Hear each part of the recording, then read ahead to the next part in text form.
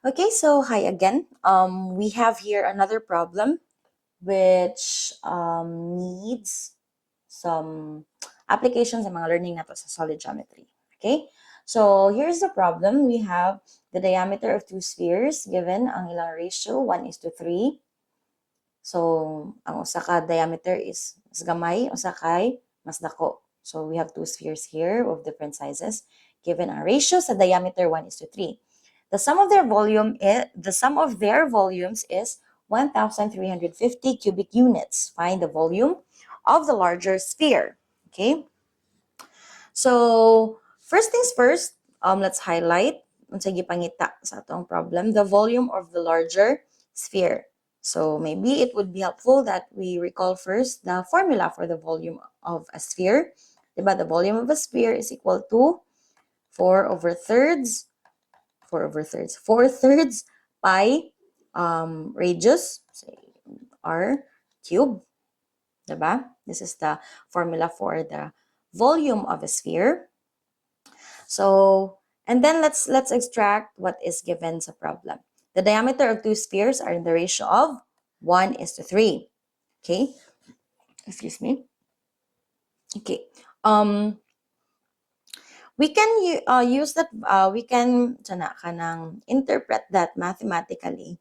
So, example, the diameter of two spheres, ang mas gamay nga diameter, pangalan nato D nga gamay, and then ang mas dako is D nga dako. Ka-cute, more like smile. So, the ratio na nila, so, from ang gamay to dako nga diameter is given as 1:3. So, pwede ta na inanaon pagbutang mathematically.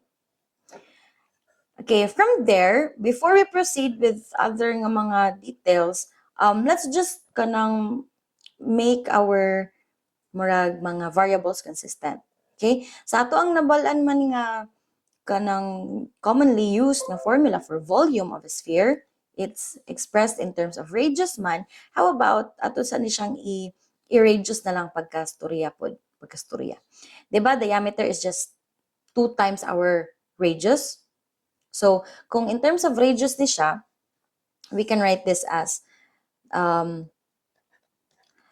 ato lang pong kagon ha. Si diameter nga gamay is just 2 times sa yang radius nga gamay. And the diameter nga dako is also 2 times whatever our radius nga dako. Okay? And then makancel out naman ni, so it happens, or we can therefore conclude nga the ratio of the diameter is just the same with ratio if radius atong hisgutan. So the radius of the smaller sphere, the ratio of the radius of the smaller sphere to the radius of the larger sphere is still 1:3. Wala ra na usab. Okay? Pwede ra ni siya. So ato lang ni siyang giklaro kay para di ta maglibog, di kita daghag letra. Kay radius man atong ginagamit diri sa ato ang formula, which happens nga to find the volume atong gipangita. So usa ra atong gipangita atong kinahanglan. We need to know our radius sa larger sphere to know the volume of our larger sphere. Okay? So what else we have here? The sum of the volumes of the two spheres is 1,350 cubic units. Sum of the volume. So say we have the volume of the smaller sphere. So 4/3 pi smaller radius pod cube plus volume of the larger 4/3 pi larger radius cube is equal to pila to 1,350. So again, balik ta sa ato ang padulngan, dapat makuha nato ang volume, kinahanglan nato ang larger nga kani. So we can use this equation to find kani. But duha pa man ni kaanon, napamantay smaller r dire. Pero remember, we have another equation here nga nakuha based sa given. And if we need to rearrange this one, well, we should rearrange this one. We can find this relationship between the two radius. Kung di ba, at i-disregard sa ni siya ha, so focus ta aning duha. Di ba, if ato ni siyang i-cross multiply, balin sa baba, i-cross multiply, our small radius is just equal to our big radius over 3. That's r times 1. Big R times 1 is just r divided by 3. So therefore, para ma-eliminate na to ning smaller r, and then puro na big R ang atong variable na lang sa atong equation because that's what we are looking for in order to solve for the volume of the bigger or the larger sphere, then let's substitute this to this small r. Para mahimo ni siyang 4 over 3 pi. So ang instead of small r there, mahimo siyang dako nga r over 3 cube plus 4 over thirds, 4 thirds pi dako nga r cube equals 1,350. Okay? So actually, diri nga part, pwede naman siguro ni i-calculator na to. Or if you need to kanang simplify this, pila man ni? 4 thirds pi plus 4 thirds pi. 8 thirds ito. Calculate pa dyan. 8 thirds pi. Ay, wait, sorry. So, let's just, diba?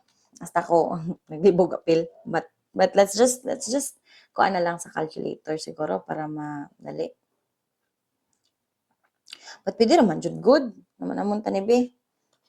So, 4 thirds pi, distribute din nato daan. May mo siyang 3 r cube. So, distribute sa nidiri, may mo siyang 9.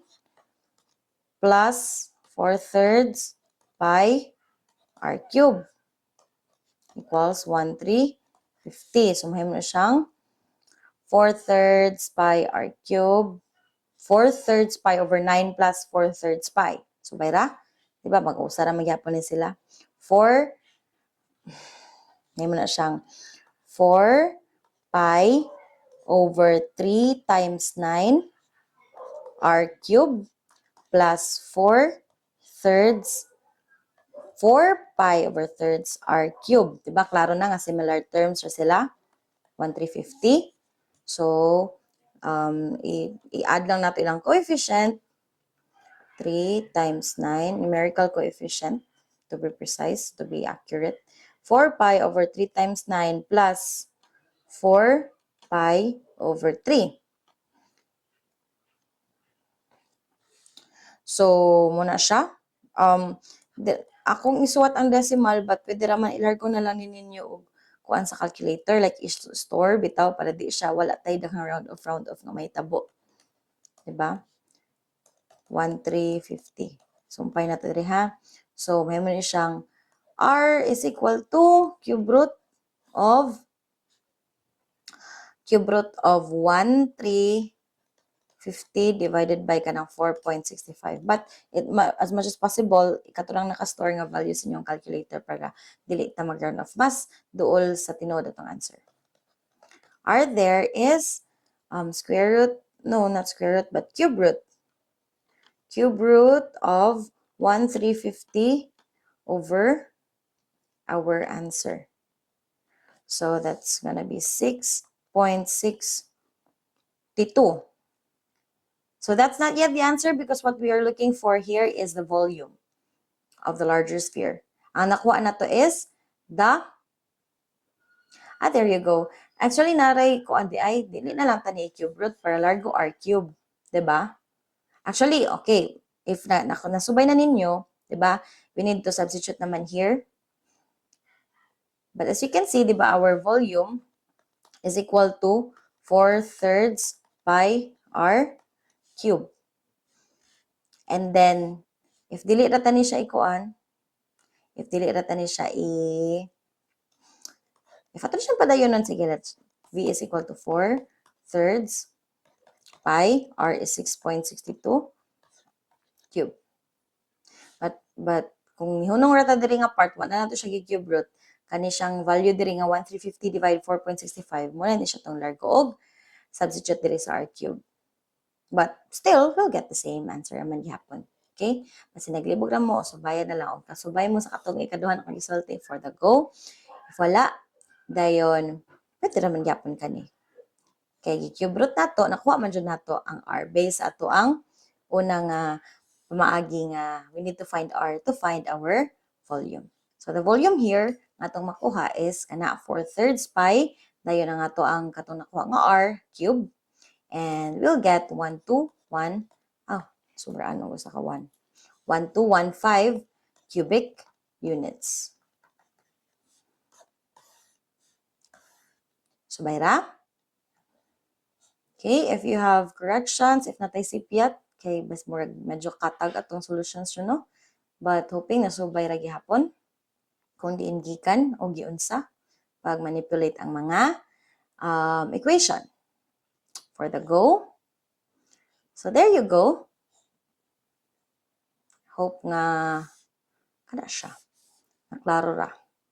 So, that's it for this video. I hope nga nasubay ra na to. See you sa next video. Thank you for watching and bye!